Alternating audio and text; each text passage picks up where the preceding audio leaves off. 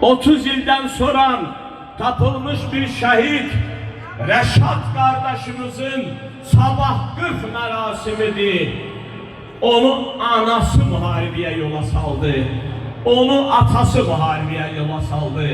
Amma 30 ilə yaxın müddət mərhumana gözü qapıda rəşadət gözlədi.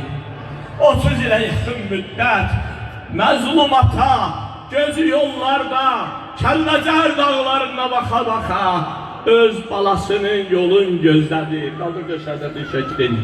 Bu rəşadətin şəklidir. Sabah onun qırxıdır. Biz onun cənazəsini dağlardan tapıb dəfn eləmişik. Mən onun ailəsinə hamınızın adından başsağlığı verirəm. Atasına, anasına, ruhuna dua edirəm. Əzizlərinə deyirəm. Şükürlər eləyək ki, onun cənazəsi tapılıb toprağa verildi. Mənim sağ tərəfimdə bayraq üzərində şəkil Rəşadın şəklidir. Bu gördüyümüz Rəşad qardaşımız anası qazidir.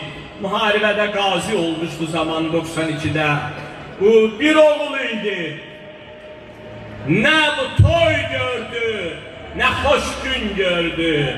Atasız büyüyen bu şehit balanın cenazesi tenha ananın üstüne geldi. O ana babalıya lay lay dedi.